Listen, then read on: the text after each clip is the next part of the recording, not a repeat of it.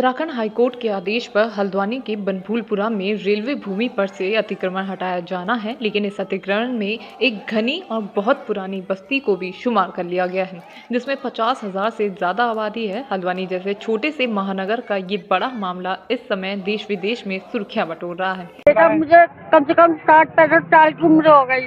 जन्मभूमि भी मेरी यहीं की है और मेरा कोई नहीं है 10 रुपए कमाने वाला। मैं खुद कमाती हूँ, खुद खाती हूँ। कहाँ जाएंगे बेटा, बेसहारा हो गए हम। एक छोटी सी मंडैया भी पड़ी है, वो भी उजाड़ना चाहते हैं ये लोग। कि हमारी कोई सहायता ऐसी करेंगे जिससे कि हम अपनी मंडैयों में ही पड़े रहें। अम्मा, कोई फैसला आने वाला है, क्या लगता है? उम्मीद तो ये है कि अल्लाह पाक हमारे हक में फैसला करे और सबकी दुआएं कबूल करे और हम परेशानों की परेशानियां दूर करे परवाला। बस इतना ही चाहती हूँ मैं। 50,000 से ज्यादा आबादी ध्वस्तीकरण से प्रभावित हो रही है, जिसके विरोध में बनभूलपुरा की आवाम पिछले 5 दिन से सड़कों पर उतरी हुई है। आशियाना बचाने के लिए शांतिपूर्वक प्रदर्शनों के साथ ही सामूहिक दुआओं का भी आयोजन किया जा रहा है। इस पूरे मामले में राजनीति का भी जोरदार दखल हुआ है। देखिए, हमें सुप्रीम कोर्ट पे पूरा भरोसा है। 2 सुप्रीम पावर है, दुनियावी तौर पे सुप्रीम कोर्ट है और पूरे आलम के उससे अल्लाह है। हमें दोनों पे भरोसा है क्योंकि हम लोग हक पे हैं। हम अपनी जमीनों पे बैठे हैं, हमारे साथ नाजायज करा जा रहा है, हमें जबरदस्ती अतिक्रमण के नाम पर यहाँ से उजाड़ा जा रहा है। और कुछ चैनल जो हमें जिहादी कह रहे हैं, उनसे मैं कहना चाहता हूँ, हम जिहादी नहीं है। हम 100 साल से यहाँ रहने वाले लोग हैं। हमारे पुरखों ने इस देश की आजादी में कुर्बानियां दी है। वो लोग मानवता को भूल गए जो हमें जिहादी कह रहे हैं। यहाँ जो अंदर गलियों में पहुंचे, यहाँ की औरतों के बच्चों के दर्द को महसूस करें। छोटा छोटा 4 साल का बच्चा कहता है आज की तारीख में हम बिना घर के कहाँ रहेंगे। बिल्कुल मानवता खत्म हो चुकी है। ऐसा लगता है कि हम लोग यहाँ आतंकवादी बस गए। मैं तो आपके मैं चैनल के माध्यम से कहना चाहता हूँ, अगर 1% खुदा ना खास्ता सुप्रीम कोर्ट से हमारे हक में फैसला नहीं आता, वैसे हमें 100% उम्मीद है सुप्रीम कोर्ट हमारी दुख को समझेगा, हमारे दर्द को समझेगा, हमारे कागजों को समझेगा। फिर भी 1% अगर हमारे हक में फैसला नहीं आया तो हमारे घर हमारी कब्रगाह बनेंगे। हम लोग ऐसे जाने वाले नहीं है।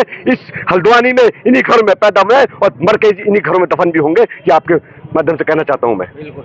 देश भर में ये मुद्दा सियासी रूप में भी धारण कर लिया गया है। कांग्रेस समेत कई राजनीतिक दल इसमें फ्रंट फुट पर हैं। समाजवादी पार्टी के राष्ट्रीय अध्यक्ष अखिलेश यादव ने पार्टी के 10 नेताओं का एक डेलीगेशन हल्द्वानी के बनभूलपुरा में भेजा है, जिसमें सांसद विधायक शामिल हैं।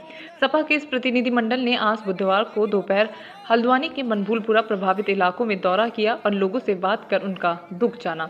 मुरादाबाद के सांसद ST हसन ने यहाँ मीडिया से रूबरू होते हुए कहा कि ये जगह रेलवे के पास कहाँ से आई, किससे ली है रेलवे ने ये जगह।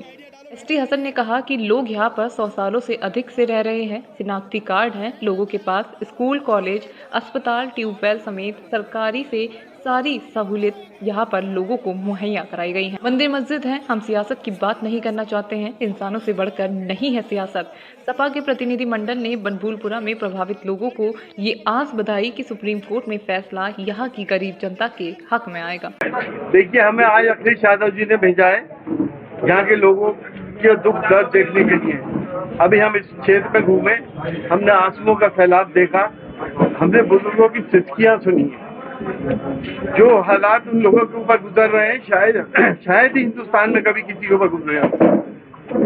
100-150 साल से लोग यहाँ पे रह रहे हैं, उनको उजाड़ने की साजिश की जा रही है। जो रेलवे की जमीन बताई जा रही है, रेलवे ने कौन सा ऐसी अथॉरिटी थी, कौन से उनके पास ऐसे कागज है जो उन्होंने दिए हो, जो ये बताए 150 साल पहले रेलवे के पास कहाँ से आई ये जमीन। ये इस तरह से इंसानों को उजाड़ना हम समझते हैं कि किसी भी देश के लिए बहुत बड़ी बदनामी का सबब बनेगा पूरी दुनिया के अंदर। 52,000 लोगों को उजाड़ने की साजिश है। सजा उनकी यह है कि उन्होंने वोट नहीं दिया, जैसा कि हमें अभी यहाँ बताया गया। हम इस सिलसिले में समाजवादी पार्टी सुप्रीम कोर्ट भी गई है। हमारे यहाँ के नेता मतीन साहब और शुएब साहब बराबर जंग लड़ रहे हैं और हम पार्लियामेंट के अंदर।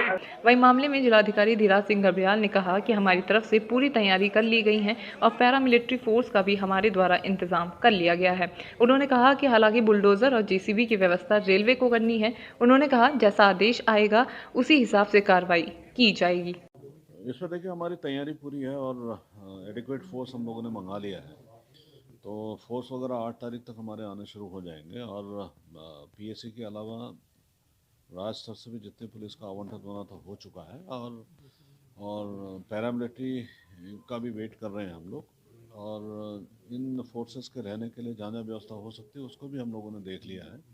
तो जितने भी फोर्स आएंगे उनके लिए हमने सारी व्यवस्था कर ली है और जेसीबी या पोकलैंड ये तो इनकी व्यवस्था रेलवे को करनी है। हमारा काम सिर्फ लॉ एंड ऑर्डर के दृष्टिकोण से जो हम लोग इनको सहूलियत दे सकते हैं, शांति व्यवस्था के दृष्टिकोण से जो हम लोग अपनी ओर से तैयारी कर सकते हैं वो हम लोग कर रहे हैं और कर भी दिया है और रेलवे को ये हटाने का काम करना है।